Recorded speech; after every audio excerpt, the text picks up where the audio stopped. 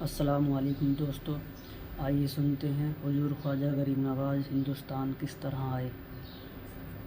اما بعد فاعوذ باللہ من الشیطان الرجیم بسم اللہ الرحمن الرحیم ان اللہ وملائکتہ یصلون علی النبی یا ایہا الذین آمنوا صلوا علیہ وسلموا تسلیما اللہم صل علی سیدنا محمد معدن الجود والکرم وآلہ واصحابہ الکرام وابنہ الکریم وبارک وسلم صلاة دائمة سرمدا ابدا۔ قال اللہ تعالی فی کلامہ البلیغ اعوذ باللہ من الشیطان الرجیم الا ان اولیاء اللہ لا خوف علیہم ولا هم يحزنون الذین آمنوا وکانوا یتقون لهم البشرى فی الحیاة الدنیا وفی الآخرہ صدق اللہ مولانا العظیم۔ حضرات، قرآن عظیم کی آیات بینات یہ ببانگ دہل ہمیں اعلان کرتی ہیں کہ دنیا میں کچھ لوگ ایسے ہیں جن کو دنیا کی کسی بھی بڑی طاقت کا کوئی خوف نہیں ہوتا، اور نہ ہی کسی بڑی پاورفل طاقت کو دیکھ کر کے وہ گھبراتے ہیں۔ کبھی ایسا نہیں ہوتا۔ قرآن ان کے متعلق اعلان کر رہا ہے، اور یہ ہوتے کون ہیں جو بالکل بے خوف ہو کر زندگی گزارتے ہیں؟ وہ اللہ کے اولیاء کی جماعت ہے۔ الا ان اولیاء اللہ لا خوف علیہم، جو اللہ کے ولی ہیں۔ ولی کون ہوتا ہے؟ ولی کے کئی معنی ہیں، دوست کے بھی ہیں، مددگار کے بھی ہیں، غلام کے بھی ہیں، مولا کے بھی ہیں، آقا کے بھی ہیں۔ یہاں پر جو اللہ کے اولیاء کا معنی لیا جاتا ہے وہ اللہ کے دوست، اللہ کے محبوب۔ وجہ یہ ہے کہ جو پیدا ہوتے ہی دنیا میں اللہ اکبر کی آواز سن کر کے آیا ہو، جس کا مطلب یہ ہوتا ہے اللہ سب سے بڑا ہے۔ جب بھی ہمارے گھر بچہ پیدا ہوتا ہے، کسی بھی مسلمان گھر میں، اس کے کانوں میں سب سے پہلی جو آواز ہم دیتے ہیں وہ اذان کی، اللہ اکبر اللہ اکبر، اللہ سب سے بڑا ہے، اللہ سب سے بڑا ہے۔ اور مسلمان کی زندگی جب ختم ہونے کو آتی ہے، ہماری روح نکل جائے اور ہمیں کفن دے کر جنازہ لا کر امام کے سامنے رکھا جاتا ہے، امام پھر ہمارے جنازے پر سب سے پہلی تکبیر جو باندھتا ہے اللہ اکبر کہہ کر، اللہ سب سے بڑا ہے۔ مسلمان کی یہ زندگی اس بات کے بیچ میں ہے کہ آیا تھا دنیا میں اللہ اکبر کہتے ہوئے، اور جا بھی رہا ہے دنیا سے تو اللہ اکبر کہتے ہوئے۔ جو اللہ کو سب سے بڑا مانتا ہو تو پھر دنیا کی کون سی ایسی طاقت ہے جو اسے خوف زدہ کر سکے، اسے کون سی طاقت ہے جو ڈرا سکے؟ لیکن بہت سارے ایسے ہیں کہ غفلت میں آ کر کے وہ کسی اور کو بڑا سمجھ لیتے ہیں، کبھی حالات کو بڑا سمجھتے ہیں، کبھی تخت و تاج کو بڑا سمجھ لیتے ہیں، کبھی طاقت و قوت کو، فوج کو، نظام کو، ان کا رعب اپنے سینے پر ڈال کر کے جینے لگ جاتے ہیں، جبکہ اللہ تعالیٰ فرماتا فلا تخشوہم واخشونی، ان سے مت ڈرو، مجھ سے ڈرو۔ اللہ کا خوف جس کے دل میں آ گیا، اللہ اس کو ہر خوف سے آزاد کرتا ہے، ہر خوف سے آزاد کرتا ہے۔ ہم ہندوستان کے جملہ مسلمان جتنے بھی ہیں، ایک مرد قلندر، مرد درویش، سیدی سرکار معین الدین حسن چشتی غریب نواز کے اس ہند میں رہتے ہیں۔ ظاہر سی بات ہے کہ ان کی سیرت ہم سب کے لیے ایک بہت بڑا مشعل راہ ہے، بہت بڑا نمونہ عمل ہے۔ آپ کو پتہ ہے غریب نواز کو ہند الولی کہا جاتا ہے۔ وجہ یہ ہے کہ ولی کا ہندوستان ہے، یہ نہیں ہے کہ ہندوستان کا ولی، بلکہ یہ پورا ہند ہی ولی کا ہے۔ دربار غریب نواز سے ہندوستان کو جوڑا گیا ہے، سلطان الہند بھی کہا گیا، سلطان الاولیاء بھی کہا گیا۔ لیکن جانتے ہیں ان کے آنے کا راستہ اتنا پیچیدہ تھا۔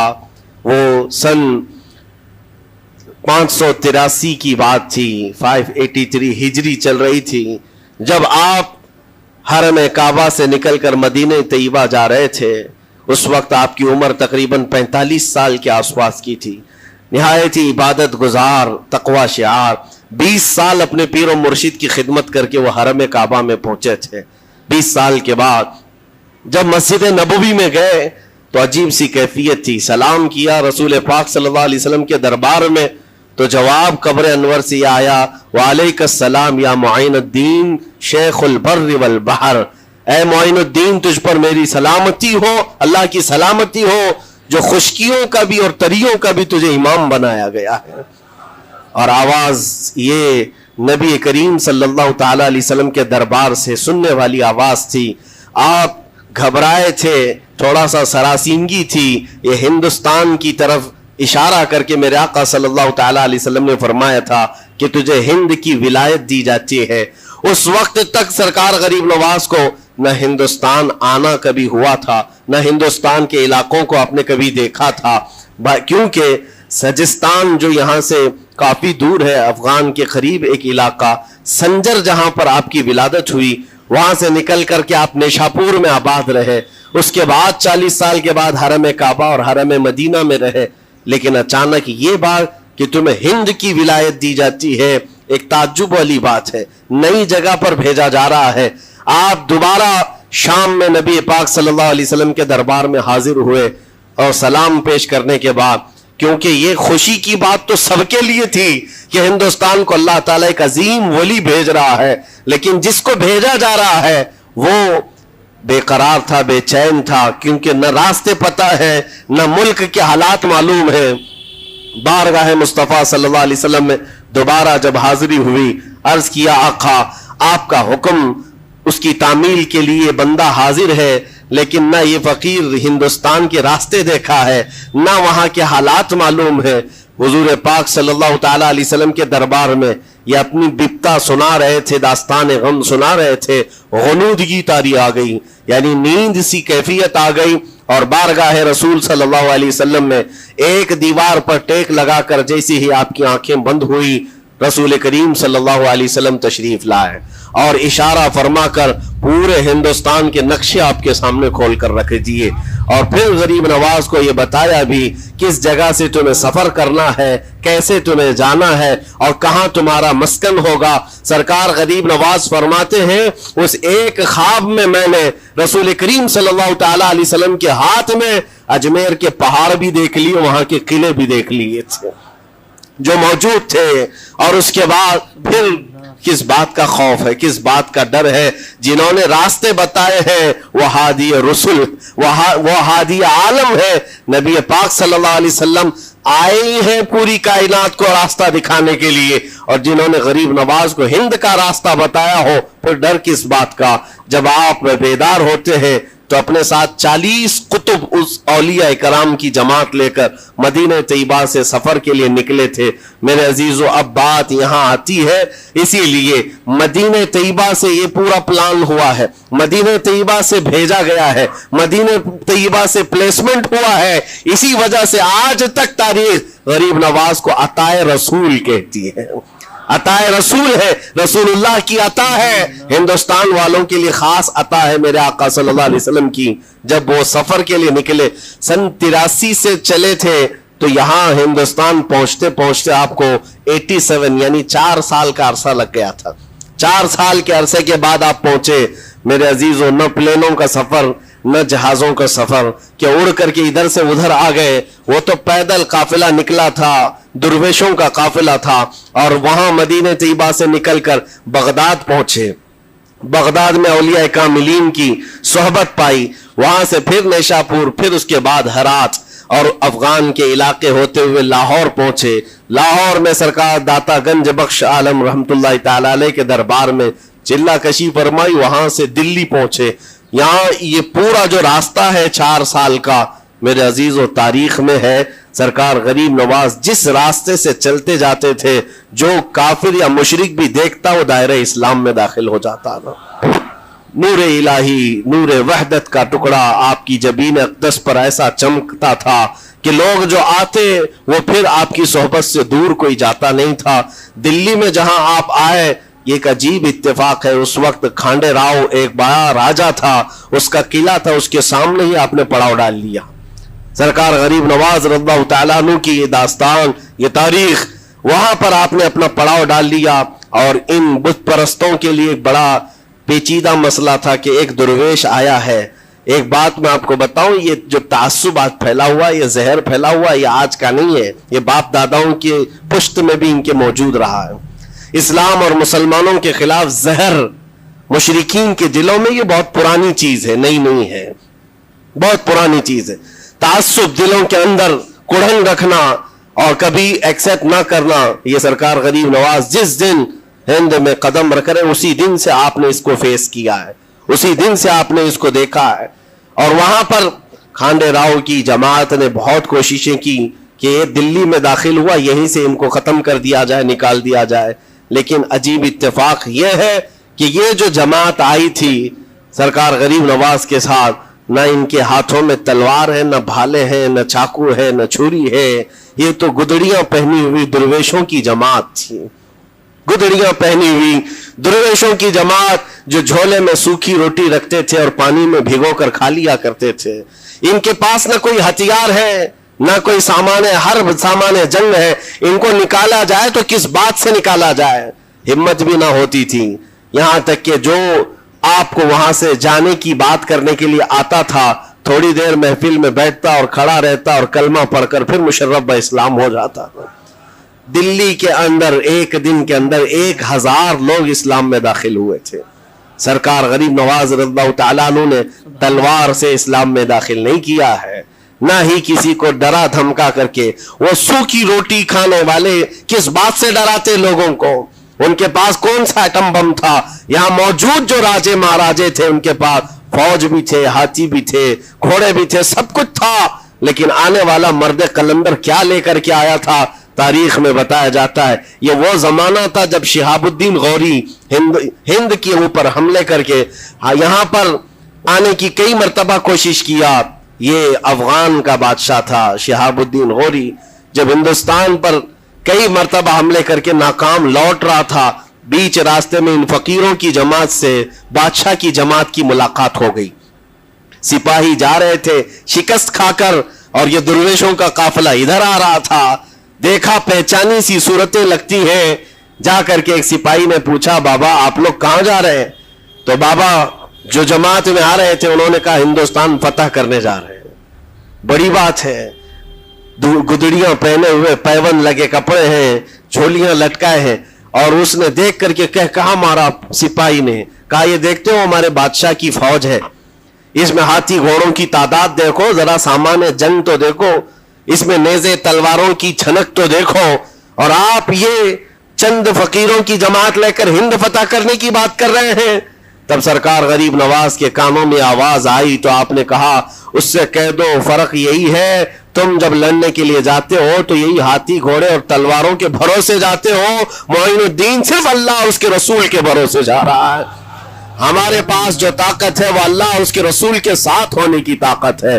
آج کے زمانے میں غریب نواز کا یہ جملہ ہمارا حوصلہ بڑھا دیتا ہے، کوئی ہو یا نہ ہو اللہ ہمارے ساتھ ہے، اللہ ہمارے ساتھ ہے، حالات جتنے بھی بدلتے جائیں، لیکن میرے عزیزو اللہ حی و قیوم ہر چیز کو دیکھ رہا ہے، اس سے کوئی چیز غافل نہیں ہے۔ بعض لوگوں نے یہ شوشے چھوڑنا شروع کر دیے کہ اب ان کا مستقبل کیا ہوگا، اب ان کا فیوچر کیا ہوگا، نئی حکومتیں آئیں گی، نیا نظام آئے گا، اب تمہاری نہ مسجدوں کی خیر ہے، نہ میناروں سے آواز آئے گی، نہ تمہاری اذانوں کا اور نہ ہی تمہارے نمازوں کا کچھ فیوچر ہے۔ یہ سب باتیں ان لوگوں کے ذریعے سے آ رہی ہے جو کسی کے فضلہ خار ہیں یا کسی کے الیکشن کے پیسے کھائے ہوئے لوگ ہیں۔ میں کہتا ہوں جو سچا مومن ہے وہ اس بات پر عہد کرتا ہے، کربلا کی سرزمین پر بھی اذان کی آواز بند نہ ہو سکی تھی، جہاں بہتا خون بھی بتا رہا تھا اسلام زندہ ہوتا ہے ہر کربلا کے بعد۔ آج بھی حالات اگر ہمارے موافق نہیں ہے تو میرے عزیزوں نسلوں میں کوئی تو آئے گا جو صلاح الدین بن کر کے ابھرے گا، نسلوں میں کوئی تو آئے گا جو غریب نواز کا غلام بن کر معین الدین بن کر کے نکلے گا۔ اس لیے کہ حالات ہر وقت ایک طرح کے نہیں ہوتے، ہم نے تاریخ دیکھی ہے اور رب تعالیٰ کا قانون ہے، کبھی بادشاہوں کو فقیر بنا دیتا ہے اور کبھی فقیروں کو بادشاہ کا منصب عطا کر دیتا ہے۔ جب سرکار غریب نواز دلی کے سرزمین پر آپ بیٹھے ہوئے تھے اپنے صوفیہ کی جماعت کے ساتھ، ایک دسترخوان لگا ہوا تھا، दस्तरखान लगा हुआ है, औलिया इकराम की जमात है, एक दूसरे से बातचीत कर रहे हैं। दिल्ली में उस वक्त हालात अजीब थे। एक छोटा सा लड़का जिसकी उम्र 13 या 14 साल की रही होगी, वो अपने हाथ में खटोरी और एक तीर और तरकश लेकर के सामने से जा रहा था। औलिया की नजर उस पर पड़ी। सरकार गरीब नवाज ने नजर उठाकर देखी, और सामने से मजमे से जाने वाले बच्चे बहुत सारे होते हैं, कोई आया गया, लेकिन गरीब नवाज ने नजर उठाकर देखा और फिर सूफिया की जमात से कहा कि देखना ये कल दिल्ली का बादशाह बनकर के निकलेगा, हिंदुस्तान की पूरी सल्तनत इसके पास होगी। तारीख में मौजूद है, गरीब नवाज की जुबान से निकला हुआ ये जुमला। वो लड़का कोई और नहीं था, सुल्तान शमसुद्दीन अल्तमश, जो हिंदुस्तान का ताकतवर बादशाह बनकर के निकला था। हाँ, वो जिसको चाहे नवाज दे और जिसको चाहे उठा दे। अजीजा ने गिरामी वक़ार, हमारे इम्तिहान की घड़ी चल रही है। हमारे हालात अभी यानी बैक की तरफ अगर जा रहे हैं तो इसका मतलब ये नहीं है कि खत्म हो गए। हम ये देखते रहेंगे और रब ताला की मदद का इंतजार भी करेंगे। हमारे साथ जो कुछ भी जुल्म हो या नाइंसाफी हो, हर एक चीज के लिए हम इतना ही कहते हैं, ये वक्त भी गुजर जाएगा, रात हमेशा नहीं होती, सुबह का उजाला जरूर आएगा, सुबह का उजाला आएगा। अजीजा ने गिरामी वक़ार, सरकार गरीब नवाज रज़ियल्लाहु तआला अन्हु का वो जुमला याद रखो, हम अल्लाह और उसके रसूल के भरोसे जीते हैं, अल्लाह और उसके रसूल के भरोसे जीते हैं। ताकतें, कुव्वतें या तख्त और ताज हमारे मुखालिफ हो जाए तो ये नई बात नहीं है, इस्लाम के साथ ये हर बार होता रहा है, इससे पहले भी हुआ है। हालात हमारे मुखालिफ रहे। औलिया कामिलीन की जमातें देखिए, अहले बैत अतार, रसूलुल्लाह की आल, इतने में आपको शहादत के वाकयात अगर बता दूं, आपको तो सिर्फ एक करबला मालूम होगा, एक करबला सुना होगा कसरत से, लेकिन जानते हो रसूलुल्लाह की आल में से कई ऐसे साहबजादे हैं जिनको जेलों में एक एक साल नहीं 7 साल 8 साल तक बंद रखा गया। इमाम मूसा काजिम रदी अल्लाह तआला अन्हु को 7 साल तक जेल में रखा, जंजीरों से बांधा और जहर दे करके उनको शहीद किया गया है।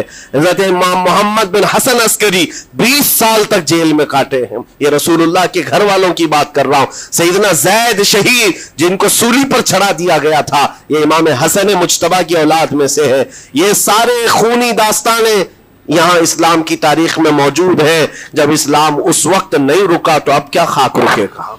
इस्लाम अब नहीं रुकना है, कयामत तक इसकी हिफाजत अल्लाह करीम फरमाएगा, अल्लाह करीम फरमाएगा। हम जैसे आएंगे और चले जाएंगे, लेकिन इस्लाम को फलना फूलना है, ये फलता फूलता ही रहेगा इंशाअल्लाह। आपकी जिम्मेदारी इतनी है, आपकी इतनी जिम्मेदारी है, हालात देख करके बच्चों को यह ना कहना कि बेटा आप जैसे हालात चल रहे हैं वैसे ही चलते रहो। नहीं, अपने बेटों को यह तरगीब देना कि बेटा आज हम इम्तिहान की घड़ी में हैं, कल अगर अल्लाह ने हालात अच्छे कर दिए तो याद रखना, जिस जगह बुतकदे बने हमारी मस्जिदों को तोड़कर इंशाअल्लाह वहां से अजान की आवाज फिर से गूंजेगी, अजान की आवाज आए। ये बच्चों को नसीहत होनी चाहिए। हमारी तारीख मिटाने से मिटती नहीं है, एक दौर आएगा फिर जब अल्लाह करीम चाहे तो ये तारीख खुल करके लोगों के सामने आए। हम किसी पर जुल्म करने की इजाजत हरगिज नहीं देते, और साथ ही इस्लाम ये भी कहता है जुल्म हो जाए तो सहने की इजाजत भी नहीं है। आपको हक बात बोल कर जाना है, हक बात पहुंचा करके जाना है। बोलने में क्या है, हमारी जुबान काटी जाएगी, हमारी गर्दन मारी जाएगी, लेकिन हक बात की हिफाजत नस्लों तक मुंतकिल करना अल्लाह करीम की तरफ से एक बहुत बड़ा इनाम है, इसका बहुत बड़ा इनाम है। ये तो हम कर ही सकते हैं, हमारी नस्लों को ये बात बताएंगे इंशाअल्लाह अज़ीज़। ये गरीब नवाज का हिंदुस्तान कल भी था, आज भी और हमेशा रहेगा इंशाअल्लाह। सरकार गरीब नवाज का फैलाया हुआ ये चिराग कभी फूंक के फूंकों से बुझाया तो नहीं बुझाया जा सकता। आप दिल्ली की सरजमीन से जब अजमेर मोहल्ला पहुंचे थे, ये तकरीबन 7 महीने का सफर था गालिबन। इस सफर के दौरान कई हजार लोग इस्लाम में दाखिल हुए थे, और आपको उसके बाद की तारीखी हालात मालूम है। जादूगरों ने मुकाबला किया, राजाओं महाराजाओं ने, बादशाहों ने मुकाबला किया, और फौज ने मुकाबला किया, न जाने कितने लोग। एक बार तो ऐसा हुआ कि अन्ना सागर के उस पहाड़ी पर आप जिक्र में मशगूल थे, राजे ने कई मर्तबा ये सोचा कि इनको मार करके या किसी तरह से भगाएं, लेकिन जब नहीं हुआ तो राजा से किसी ने कहा ये मंत्र वाला कोई फकीर है, इसका तोड़ मंत्र वाले से ही होगा। तो उस वक्त जो बहुत बड़ा उनका एक मंत्र जाप करने वाला पुजारी था, उस वक्त उसको उस तारीख में उसका नाम रामदेव बताया गया है, ये वाला नहीं है, उस जमाने का था।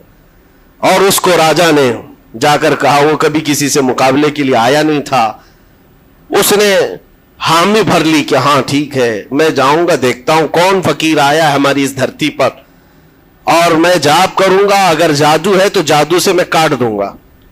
उसने तकरीबन अपने साथ 400 या 500 पुजारियों को लिया, और जब वो आया तो सरकार गरीब नवाज के साथ 2 खादिम थे, आपके साथ सिर्फ 2 खादिम बैठे हुए थे। कहा कि हुजूर बहुत बड़ा मसला है, पुजारियों का जादू हम पर हमला आवर है, उनका जादूगर हमला आवर है, और मुकाबले के लिए वो लोग मैदान के करीब आ चुके, पहाड़ के नीचे हैं, आप अपने चिल्लागाह से उठते हैं जहां पर आप इबादत कर रहे थे। कहा ठीक है, हम जाते हैं।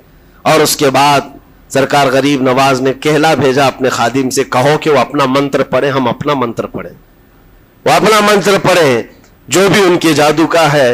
अब जब वो पंडित ने, पुजारी ने देखे बगैर अपने सारे पुजारियों से कहा कि जैसे ही वो दुर्वेश आएगा, वो फकीर आएगा, हमारा ये मंत्र है, ये पढ़ना, वो आग में भस्म हो जाएगा, दुनिया देखेगी। सबों ने कहा ठीक है, लेकिन अभी किसी ने देखा नहीं था। लेकिन जैसे ही वो अपनी झोपड़ी से ये मर्द कलंदर जलवे रसूल लेकर के निकला था, जमाले रसूल लेकर निकला था, बेटा है किसका? हसन और हुसैन का बेटा है, फातिमा जहरा का बेटा है। जैसे ही बाहर आए, वो मंत्र जो सिखाया गया था सबके करीब करीब आए, 400 लोगों ने वो गरीब नवाज की पेशानी को देखकर मंत्र पढ़ना शुरू किया। और मंत्र क्या था? उनकी जुबान से ला इलाहा इल्लल्लाह, ला इलाहा इल्लल्लाह, ला इलाहा इल्लल्लाह। लोगों ने कहा ये इधर कैसे आ गया कलमा? और जाकर उस रामदेव से कहा गया, उसने कहा कि ये 400 के 400 लोग तो कोई और ही कलमा पढ़ रहे हैं, कोई और ही कलमा पढ़ रहे हैं। वो उतर करके आया हाथी के कजावे से नीचे, और सरकार गरीब नवाज को देखा तो उसने कहा ये झूठ नहीं कह रहे, मैं भी वही पढ़ता हूं जो ये पढ़ रहे हैं। आपको तारीख में पता हो कि इसका नाम सरकार गरीब नवाज ने शादी देव रखा और अपने मुरीदीन में शामिल फरमाया, और जिंदगी भर सरकार गरीब नवाज के खुलफा में और आपके खादिमों में शामिल रहा। ये तलवार से और चाकू भाले नेज़े से नहीं किया गया था, वो नूरे मुस्तफा की जलवागरी थी। जहां नजर उठाया वहां के दिलों की कालक को दूर करके उनके दिलों को भी रोशन फरमा दिया था। आज हम भी यही तमन्ना करते हैं, अजमेर इसीलिए जाते हैं कि एक नजर हम गरीबों पर पड़ जाए और दिल का कालक और दिल की कालक निकल जाए और फिर दिल चमकने लग जाए, क्योंकि अल्लाह के वलियों की नजर जहां पड़ती है वह जगह भी रोशन और ताबनाक हो जाया करती है। मौला करीम सरकार गरीब नवाज की निस्बतें जिंदगी भर हमारे साथ कायम व दायम रखे, और फिर अपनी नस्लों को भी अल्लाह ताला उनकी गुलामी में शामिल रखे। अजमेर हम जा ना सके, लेकिन यहां से हम ये इल्तिजा करेंगे गरीब नवाज के दरबार में, ख्वाजा हिंद वो दरबार है आला तेरा, कभी महरूम नहीं मांगने वाला तेरा।